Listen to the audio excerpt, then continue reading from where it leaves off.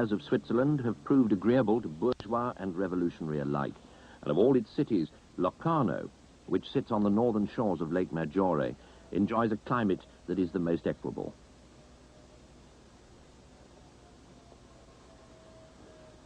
For the last 12 years, it has been the home of Erich Fromm, psychoanalyst and philosopher. 78 years old, Fromm left his native Germany for America with the advent of Hitler, and is the author of many books which dwell upon the human condition. The strict Freudianism of his earlier years was tempered by a feeling that there were external as well as internal currents. In a book called To Have or To Be, published this week, Fromm proposes that there are two styles people use to prove that they are themselves: to add themselves up in terms of what they possess, or to use themselves up in a process of being. Did the first option have disadvantages? Well, I would say at first, what I have I can lose.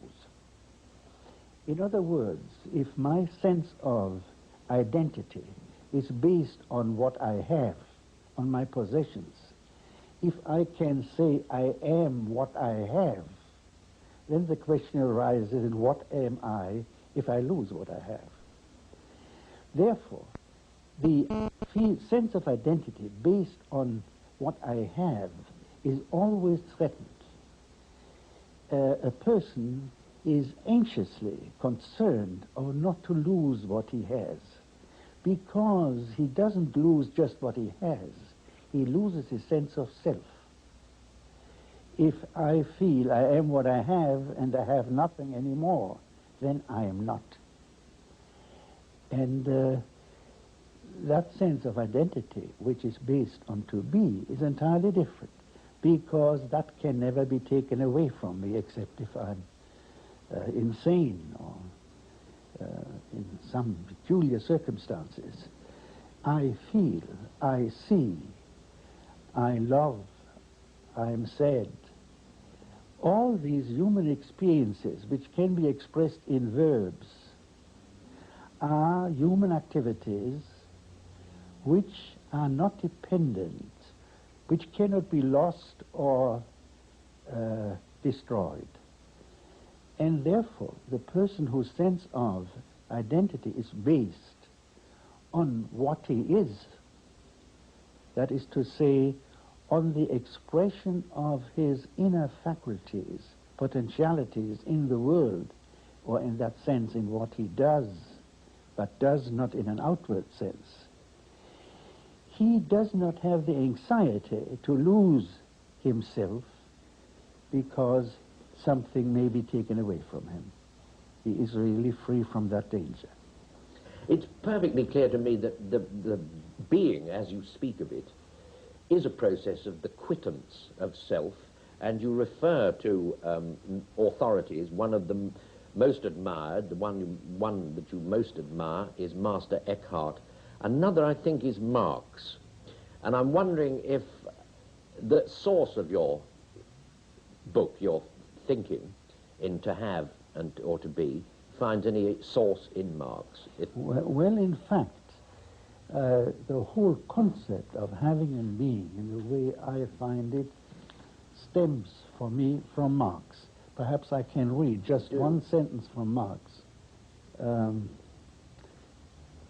He said, "The less you are and the less you express your life, the more you have and the greater is your alienated life. Everything the economist takes from you in the way of life and humanity, he restores to you in form of money and wealth." Now, that is the clearest expression of the difference between having and being as two fundamental and opposite principles. And in fact, it also goes through the whole thought of Marx. Marx is concerned with the question of labor and capital. Now, capital is dead.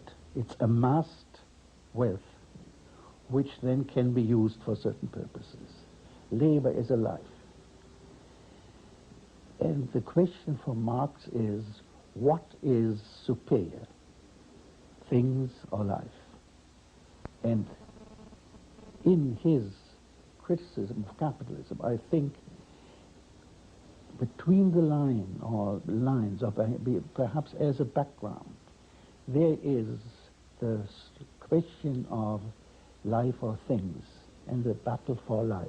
It just passed through my mind as I was reading that whether you also, in condensing reality into the ideas you write down on the page, in incorporating them into your theories, whether in a way you weren't also trying to have reality. This book I wrote, To Have or to Be, while I am writing it, I'm fully in it. When it's finished, it doesn't interest me anymore. I don't read it anymore. I'm occupied with new ideas. It bores me in the last analysis because it is not, I don't consider it, I don't feel about it. This is my book that I wrote. But so these are ideas which I once wrote down, and I'm not really interested anymore. I'm interested in things I'm thinking now, and also without really, it's making a great difference whether that's something to be published or not to be published.